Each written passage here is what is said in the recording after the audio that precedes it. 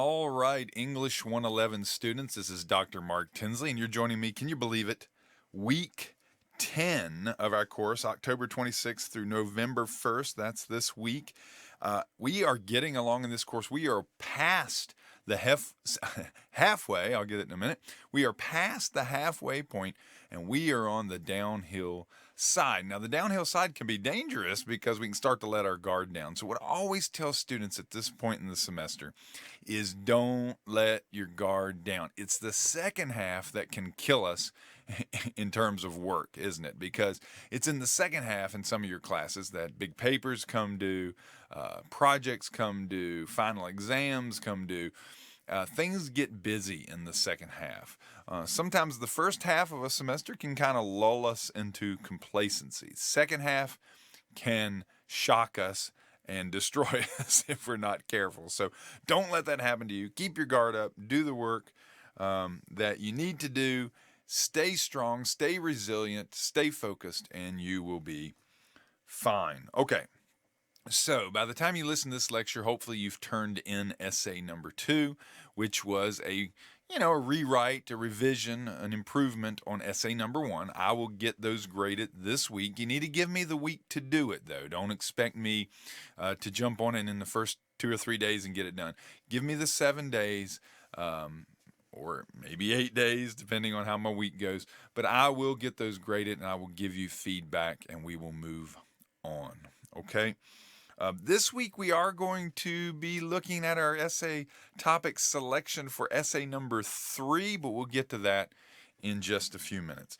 Right now, I just want you to know that I'm here for you. I want you to succeed. We're 2 papers down now. We only have 2 more to go, a few more quizzes to go. I mean, we're really drawing to a close in this class. This week we will be doing quiz number 5. And again, choosing our topic for essay number 3, but I will get to that in a few minutes. Okay, so what are we talking about this week? We are talking this week about, we're continuing our discussion on the types of arguments, and we're in chapter 10. Remember, last week we talked about arguments of fact and arguments of definition. Those were chapters 8 and 9. This week, we're in Arguments of Evaluation, Chapter 10. So read Chapter 10 of your textbook. If you haven't done that yet, stop, pause this recording, go read Chapter 10, and then come back and hit play again. All right? Chapter 10, Arguments of Evaluation. Let's jump right in. All right? Let me get us to the next slide here. Arguments of Evaluation. What I want you to do is an exercise. And again, this is on your honor. Some people will do this. I know some people won't, but if you can do this, do it. It will improve your learning in this class. But what I want you to do is I want you to ask yourself, what is your favorite movie? We can all do this, right? What's our favorite movie? And I want you to give the name of the movie and 3 reasons why it's your favorite movie. Go ahead and do that. Pause this recording, do that, and then come back in a minute. Okay, what'd you think? What's your favorite movie? Now, I'm not going to try to guess what anybody's favorite movie is, but I'll tell you what mine is. Now, I'm going to show my age a little bit here, but my favorite movie of all time is probably the movie Top Gun. Okay, I think it was 1986 that it was released, and I was a boy in 1986, and I just loved this movie. And I asked myself, well, what are the 3 reasons that I like this movie? Well, it was, number 1, it was action-packed. It had a lot of action in it. So that was number 1. Number 2, it's a lot of great music, a lot of 80s hits, rock and roll, classic rock hits. It wasn't classic rock then, but it was rock and roll at the time.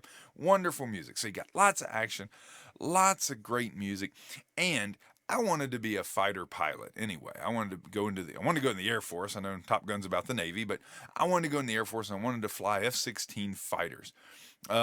So here's this movie about these fighter pilots, and they're going to this special school, and it's great rock and roll music, lots of action, a couple of combat scenes in the movie, great cinematography. I love this movie, okay? And I must have watched it 100 times. I'm probably actually not exaggerating. I bet I have watched Top Gun nearly 100 times. Now, do you see what I just did?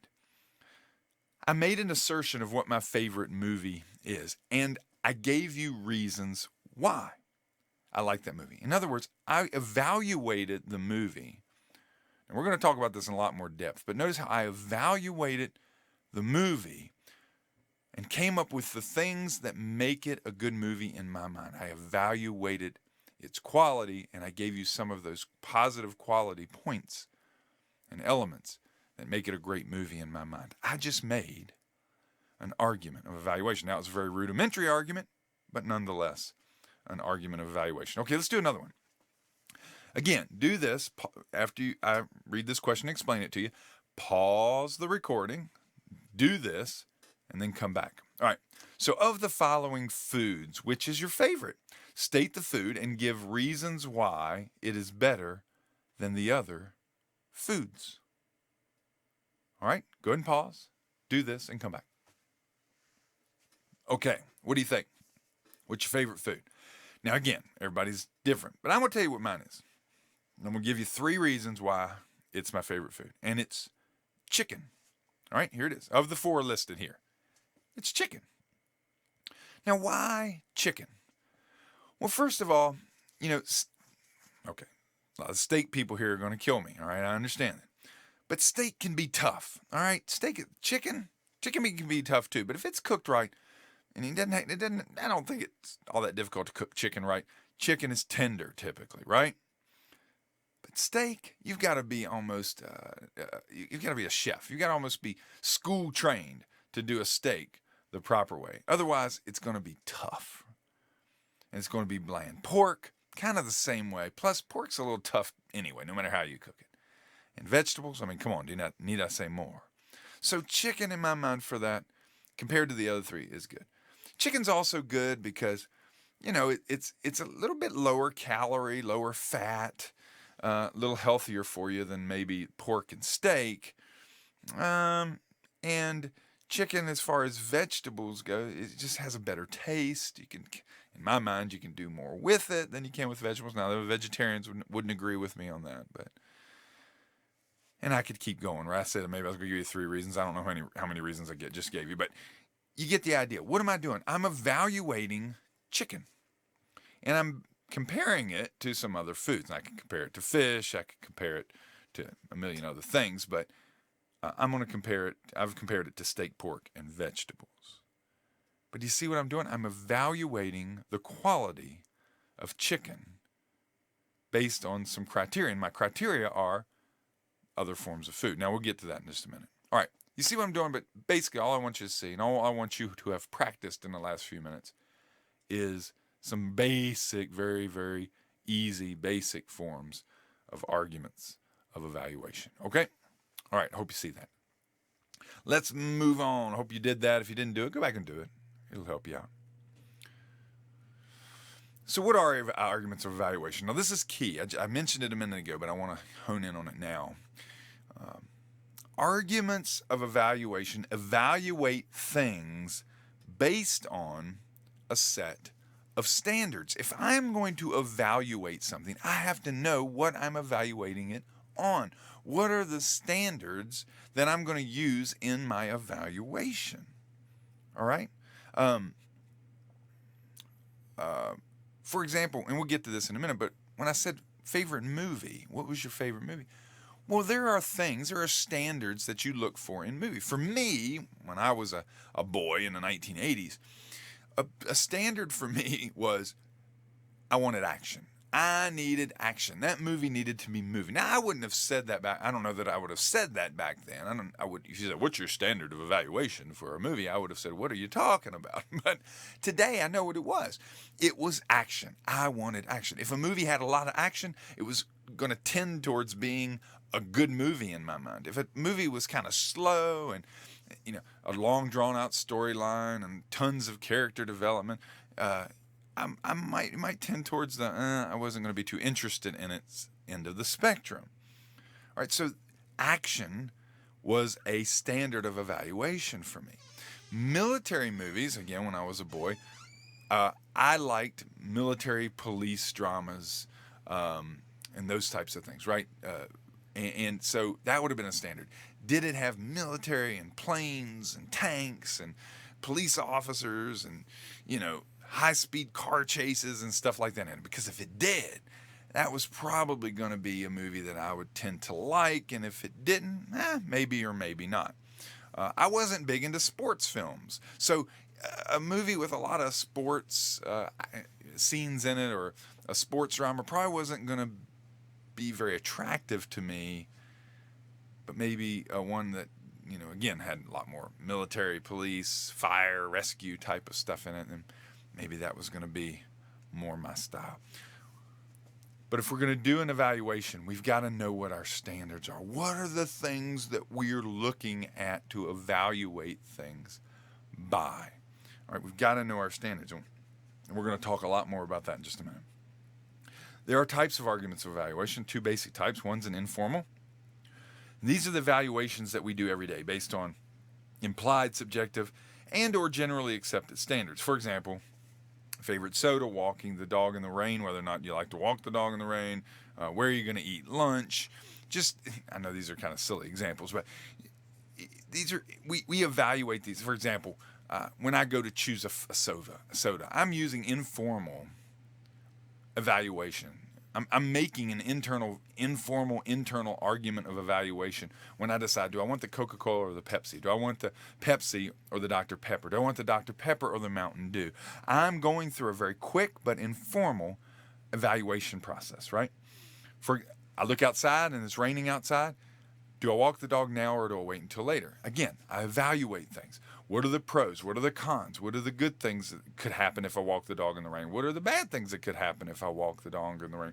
What are the positive outcomes? What are the negative outcomes? Deciding where I'm going to eat lunch, same thing. Where's the best place? What are some of the standards I might use in an informal evaluation like that? Well, what kind of food do I want? Where's the best food served? What restaurant is the most timely in getting your food out quickly, because maybe I don't have a long time for lunch. In other words, I run through a quick, deliberate, and informal evaluation process whenever I make a decision. And I make these kind of decisions every day, these informal arguments of evaluation internally, sometimes externally, but I make them every day. What we're talking about in this class, when we talk about argument evaluation, is more of the formal argument evaluation. Evaluation is based on systematic standards set forth as part of an argument or case. For example, purchasing a car. We make a formal argument of evaluation when we purchase our car based on a comparison of features and prices. For example, if I'm going to go out and buy a car and I decide, okay, to buy this car, I'm going to do this formally. I'm going to do an evaluation process here. I'm going to make an internal argument evaluation in choosing my car. And what I'm going to do is I'm going to base it on features that I'm looking for, features that are important to me, and price issues that are important, price matters that are important to me. And I make a list of these standards. What are the things I'm looking for? Maybe I want 4 doors, so that's one of my standards. I need, if the car I purchase is going to have 4 doors. The car I purchase is going to have 6 cylinders. It's going to have at least a 6-cylinder engine. The car I purchase is going to it's going to have a body color that doesn't appear to be dirty all the time. Like I wouldn't want a white car, or maybe I don't want a black car, but maybe red or green or something like that. So that's going to be one of my standards of evaluation. And I just keep listing these things out. Maybe I want a reverse camera, so I want a reverse camera on it, and I want signal lights on the mirror, on the side mirrors, and I want temperature display in the rear view mirror. I mean, whatever it is, you set forth the things that you want. Okay, you see that? And then I say, well, I want a price range. I want the price to be somewhere between $25,000 and $35,000. And there you go. You just set forth your criteria. Now, when you go out and you look at a car, here's how the evaluation process works. Now I go out and I go to the Toyota dealership, for example, and I see the Toyota. I don't even know what Toyota. What do they make? Whatever cars they make. I don't even know what they make. I don't know the Toyota cars, so I don't even know what the type cars they make. But you go to the dealership and you look at the Toyota Corolla. I think that's one of them. So Toyota Corolla, and you look at it. Okay, wait, does it have 4 doors? Yes, it has 4 doors. Okay, it meets that criteria. Does it have a rear-facing camera? Yes, it does. So it meets that criteria. The one I'm looking at, it's got a blue body color. Okay, that's acceptable. I'll check that off. He meets that. And you go down your list, and then you get to the price, and you go, okay, what's the price of this car? Oh, well, the car's $38,000. Wait a minute, my range was 25 to 35, so that doesn't meet that criteria. So you have that list. Okay, the Toyota Corolla meets these criteria, it doesn't meet these criteria. Now you go to the dealership down the road, you go up to the Nissan. So you get a Nissan Sentra or Altima. I do own a Nissan, so I know some of those car types. So you go to the Altima and you start going down the list. The Altima, yeah, it meets this one, it meets this one, it meets this one, it meets this one. And they're going to start it at $32,000, so it meets that. It's in my price range. And then you go to the Mercedes dealership, and you do the same thing with one of their cars. And you go to the BMW dealership, and you do the same thing with one of their cars. You go to the Ford dealership, you do the same thing with one of those cars, and so on and so forth. And then when you get done, you look at your list, and whatever car meets the most criteria that you set out, that's probably, or logically, the car you choose. And do you see how you made it? You went through an evaluation process based on a set of standards. Okay? You'll see in a minute as we go on through this lecture, but that's how we make a good argument of evaluation. We set our standards out, and then we evaluate whatever it is we're looking at based on those standards. Let me give you another example. Electing a politician based on his or her stance on issues. Now, we're getting ready to go into election, right? I mean, within days of this lecture, we're going to be, maybe you've already done it, maybe you've already gone to the polls. But we're going to be electing a new president and some congressmen, senators, that type of thing. But same thing.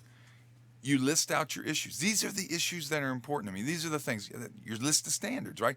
So I want a politician who's pro-life or pro-choice. I want a politician who's, cares about the economy. I want a politician who's going to uphold Obamacare. Or I want a politician who's going to strike down Obamacare. And just like the car, you make your list of things that are important to you. And then you look at your candidate and you say, which candidate meets these criteria? Which candidate is pro-life or pro-choice? Which candidate is pro-Obamacare or anti-Obamacare? Which candidate is going to is the most fiscally responsible? Which candidate is going to uphold pre-existing conditions? And you just go down your list. And then when you get done, ideally and logically, you choose the candidate that meets your maximum number of your criteria.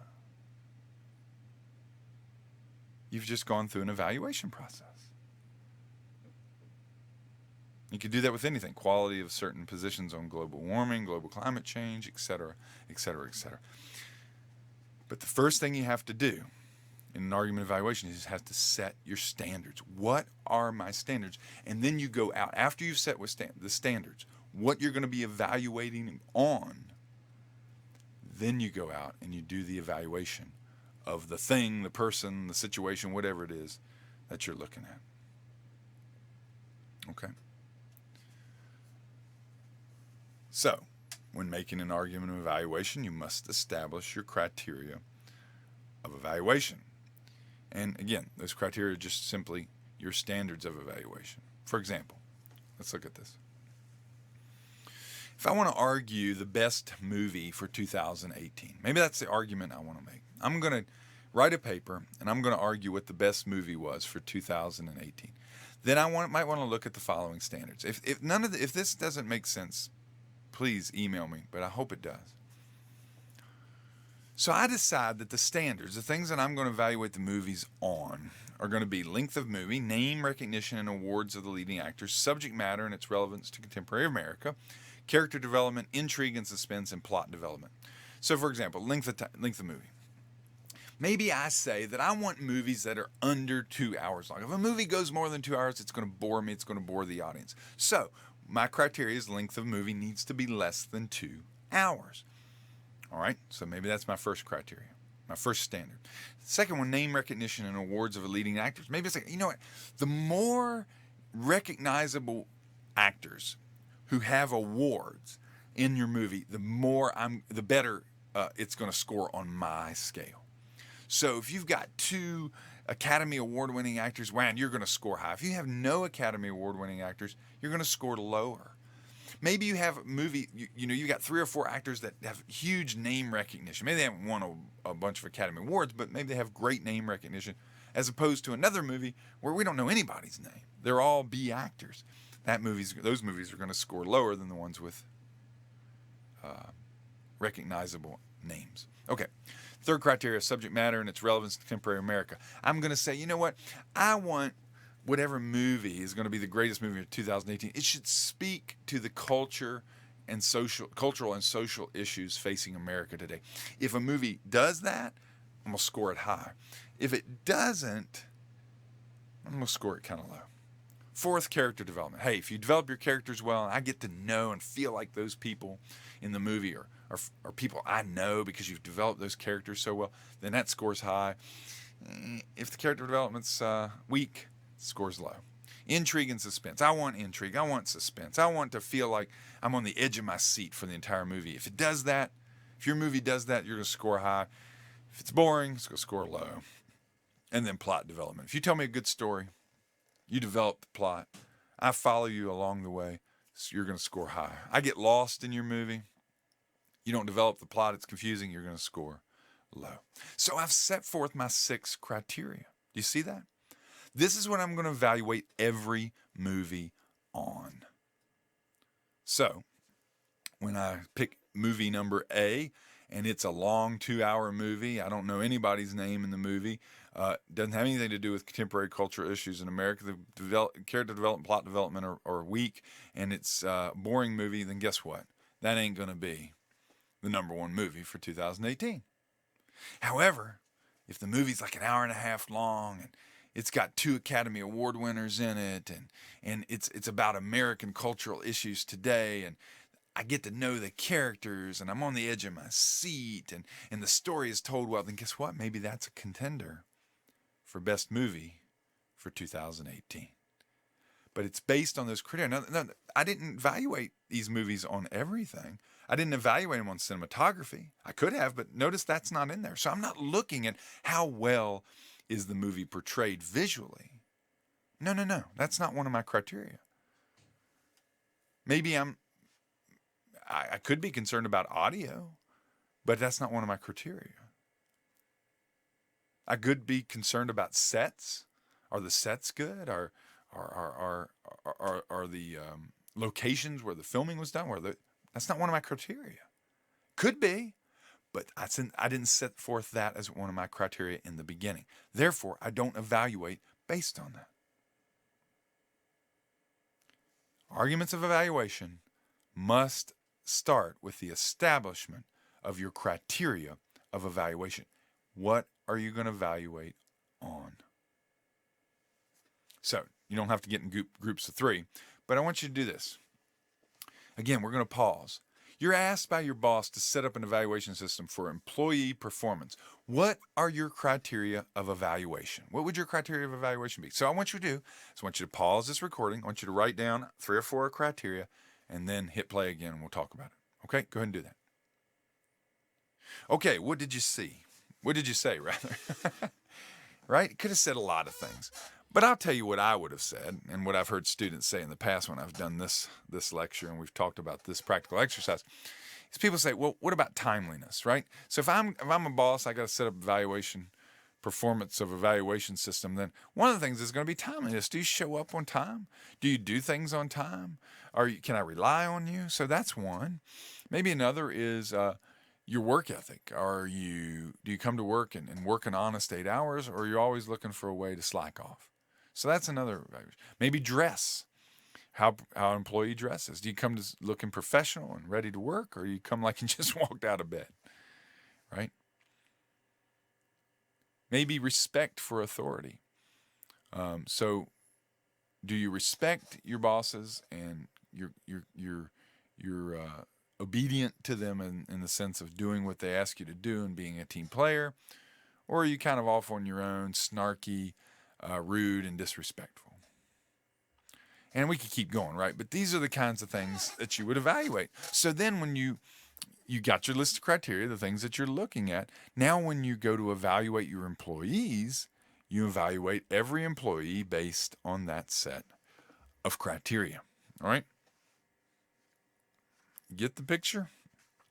Arguments of evaluation start with developing your set of standards or your criteria of evaluation. Scenario 2, you're going to purchase a new home. What are the criteria for your evaluation? Now go ahead and pause again. Hit play once you've come up with 3 or 4 things. Okay, so you're going to purchase a new home. What are you going to do? Well, again, based on my experience in class, this is what students usually say. Going to look at the price of the home, right? Okay. I'm looking for a certain range of prices. Going to look at the number of bathrooms in the home. Maybe you're looking for a 3-bathroom house. Going to look at number of stories in the house. Is it 2-story, 3-story, 1-story? What are you looking for? Got to develop that criteria. Maybe you're looking for 2-story homes. So that's what you're going to look for. School district. Is it a good school district, a bad school district? Tax areas, where your house is located and what the taxes are. Crime in the area. Is the crime high or low? Most people would want a lower crime area for their home. So you get what I'm saying. You develop that criteria ahead of time. Then when you go looking for homes, you've got your list of criteria and you go down your list noting for each home that you do, noting each of the criteria and how that home meets the criteria. Low crime area, high tax area, low tax area. 2-story house, 1-story house, 3-story house, and then you can evaluate objectively based on that. Okay? Let's try one more. And this one's from a little bit different perspective. Now, notice that before, in the other 2, I asked you to develop the criteria. Now, I'm going to give you the criteria, and you have to evaluate. So we're kind of taking the next step here based on the criteria. So, given the following criteria of evaluation, so I'm giving it to you now, how would you rate President Donald Trump's performance as president thus far? This is an apropos question for an election year. So how would you do it? So based on his presidential charisma and persona, how he presents himself, how would you rate him? His ability to get legislation passed, how would you rate that? His willingness to work with both parties, how would you rate that? His willingness to live by convictions, how would you rate that? His sacrificial service for the nation, how would you rate that? And his popular opinion, what people think of him, how would you rate that? So I think 6 criteria there. Based on that, how would you? Now, I'm not asking you. You can't, don't evaluate on anything else, but just on those 6 things. How is Donald Trump doing as president right now? Now, to avoid any political consternation, I'm not going to go through this exercise, but you can see what I'm getting you to do. I'm getting you to say, well, how does he do as a person? His persona and his charisma. Is he charismatic? Is he convincing? And you answer that honestly, right? And how much legislation has he gotten passed? You answer that honestly. His willingness, how does he work with both parties? Or is he willing to work with both parties? Answer that question honestly. And you go down that list. And then once you get your honest answers for each one of those 6 criteria, you go back and review them, and then you answer the question, okay, based on these, how is he doing as president here in 2016 to 2020? Okay? You see that? I'm making my evaluation based on a set of preconceived, predetermined criteria. So how do we make an argument of evaluation? I've implied all of this so far, but let me put some meat on the bones. First, you formulate your criteria. No matter what kind of argument you're making, you formulate those criteria. And then you develop your thesis statement. And your thesis statement, you make your claim, right? So you state, so you've done you make your hypothesis, right, of what you think what your assertion is. So, for example, let's take the Donald Trump. You might say Donald Trump has not performed well as the president of the United States because, and then your because statements become your main points based on your criteria. So, for example, going back, let me see if I can get back. Yeah, there we go. Going back to this. So maybe you say he's not been a good president because you say he hasn't gotten a lot of legislation passed, he doesn't work well with both parties, and his popular opinion's low. Maybe those are the three things that you really keyed in on that he hasn't done well on. And by the way, I'm not making a judgment on our president one way or the other.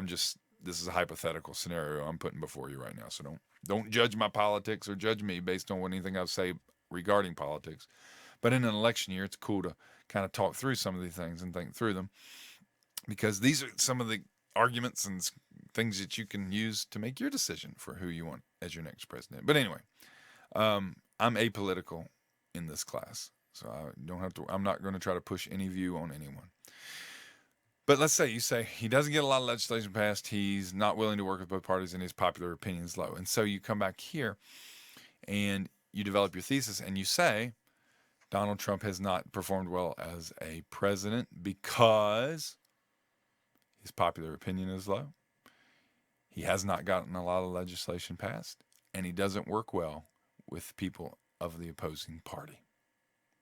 Okay, do you see that? Do you see how I used this criteria ahead of time, these 6 criteria, to help me make a decision on whether President Trump is a good president or not? And when I decided that he wasn't, then the reasons why he's not, based on my criteria, became my main points for my essay. Now, just so I can be fair to everyone of all political viewpoints or opposing political viewpoints, I'd say, well, let's say you do your evaluation, you say President Trump is doing a great job as president because he has great personal charisma, he's willing to live by his convictions, and he's sacrificed so much for his nation, right? So then you would say in your thesis, President Trump has done a wonderful job as president because he has great personal charisma, he lives by his convictions, and he's sacrificed so much for his nation. Okay? It's clear as mud. So you make your thesis statement with your main points included, and you do your research. Then, like we've said in the other types of arguments, we modify our thesis. Say maybe after you do your research a little bit more, you find out maybe Trump wasn't as great a president as you thought he was, or he was better than you thought he was, and you might want to alter your thesis statement or your main points, right? So always after you do more research, modify your thesis statement, and then of course present your evidence by making your argument. Okay? So that's an argument of evaluation. Again, starts with formulating your criteria and then analyzing your topic. Well, forming your thesis statement first, which is your hypothesis, doing your research or doing more research, and then modifying that thesis statement. Making sure your main points are the main points you want to make, making sure that your assertion is the assertion that you want, and then you go ahead and write your paper. Your thesis statement, as I said before, is your backbone. It's the backbone of your paper. If it's not right, your paper will fail. So you've got to get it right. That's why we spend so much time in thesis development. We do our criteria, we develop our thesis, we do our research, we modify our thesis. We stay on this. We're not even writing the paper yet. First 4 steps of those 5 I have listed there are all about getting your research and your thesis statement right. The 5th step is just simply writing the paper. Folks, I know this might sound weird, and most people don't believe me, but when you become a seasoned writer, and I would say I'm a pretty seasoned writer, I write professionally, have written some books and articles and all those kinds of things, and I will tell you that the actual writing the paper is the easy part. The hard part is getting your thesis right, getting your main points right, getting your outline right, getting all that pre-writing stuff correct, research, doing good research. Once you've done good research, you've got a great outline, you know your main points, you know your thesis, everything else falls into place, all right? It does. It really does. I know it sounds crazy and some people don't believe me, but it truly does, all right?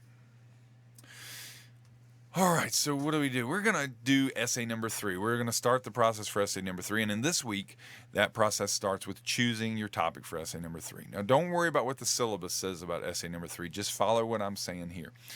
You need to choose a topic for your next essay, essay number 3. And in this essay, you're going to make an argument of fact, an argument of definition, or an argument of evaluation. So you can choose one of those 3 arguments, but you're going to make one of those. Argument of fact, argument of definition, or an argument of evaluation. Here's some ideas, and here's how they differ. For example, let's talk about the presidency of Donald Trump since we're on it. If I were going to make an argument of fact based on the presidency of Donald Trump, I might do something like Donald Trump's cabinet structure and leadership philosophy. So I'm just going to study how he structured his cabinet, what his philosophy of leadership is, and I'm going to write a paper just telling you, informing you what Donald Trump's cabinet looks like and what his leadership philosophy is. Now that's an argument of fact. I can go out and I can interview Donald Trump, I can interview staffers of his, I can read his books, I can read his go listen to YouTube videos, whatever, but I could probably figure out what these things are. And those are fact, right? His cabinet structure is what it is. His leadership philosophy is what it is. And I could write a paper like that. But maybe I want to write on the presidency of Donald Trump, and I want to write an argument of definition. So in this one, I say, what is Donald Trump's definition of human life? Now, I am going to write a paper that articulates Donald Trump's definition of human life. Well, that's an argument of definition. And then an example of an argument evaluation from the presidency of Donald Trump would be Donald Trump's effectiveness as president, which is kind of what we've been talking about, right, in this last couple examples. So I want to argue, has he been a good president or has he not been a good president? Well, that's an argument of evaluation. So you could do something like that. You could do a paper on American relations with North Korea. You could do a paper on the state of education in America, natural disaster response in America. You could do a paper on global climate change. You could do a paper on gay rights in America. You could do a paper on honoring Confederate soldiers in America, pro or con there, right? You could do, race relations in America. You could do anything you want. Essay number 3 can be anything you want, as long as it is an argument of fact, an argument of definition, or an argument of evaluation. Now you're thinking, how am I going to figure out what I want to do? How am I going to figure out what I want to write about? And I'm just going to go over this really, really quick. If I had it on the board, it might be a little easier, but I'll just go through these real quick. Try some brainstorming techniques. If you want to read up on some of these, or you can just Google these on Google or any other browser search engine, and you can learn more about them. But developing essays, ideas for your essay can come in many different forms. 4 ways of brainstorming that have worked for me and others in the past. One is called cubing, the other is called listing, the third is called mapping or webbing, and the fourth is called free writing. In cubing, you just basically ask yourself 6 questions. A cube has 6 sides, right? So you're going to ask yourself 6 questions about your topic. Say you're going to do a topic on abortion. Well, you would say, okay, let me describe abortion. Then let me compare abortion to whatever else. And this is brainstorming. So you're not necessarily being extremely articulate here when you're taking these notes and doing brainstorming, or trying to be thorough in any way. You're just writing down ideas to try to spawn your creative thought process. So cubing, you would just describe abortion. Maybe you would compare abortion to whatever. You can compare abortion to a hat. I mean, it doesn't matter. You compare it to whatever. You associate abortion. When you think about the word abortion, what other things do you think about? You could analyze abortion, just your thoughts about abortion and what it is. Is it good? Is it bad? Is it does it work? Is it effective in controlling, giving women choice, and whatever? Just analyze it. Then apply it. How would abortion apply? How does abortion apply in the lives of women in America? How does abortion apply in politics? And then you could argue for and against it. So make your arguments for it, make your arguments against it. And in doing that brainstorming, again, it's just a free flow of thought. Just writing down everything that comes to your mind. That's the key of brainstorming. Just writing everything that comes down to your mind as you answer these 6 questions of describe it, compare it, associate it, analyze it, apply it, argue for and against it. You might come up with a specific topic or assertion, rather, for your paper. Listing is just another type of brainstorming where you just list ideas. Anything that comes to your mind while you're thinking about abortion or whatever your topic is that you want to write on, you just write everything down. I mean, it doesn't matter what it is. It might sound like the stupidest thing in abortion, and you see, one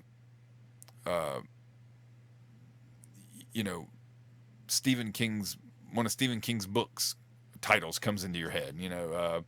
The Village. You think, no, that's M. Night Shyamalan, isn't it?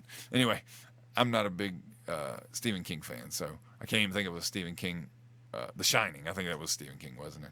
Anyway, so the title of the book, The Shining, comes to your mind. You write it down, right? Doesn't matter. You just write down everything that comes to your mind while you're thinking about your topic.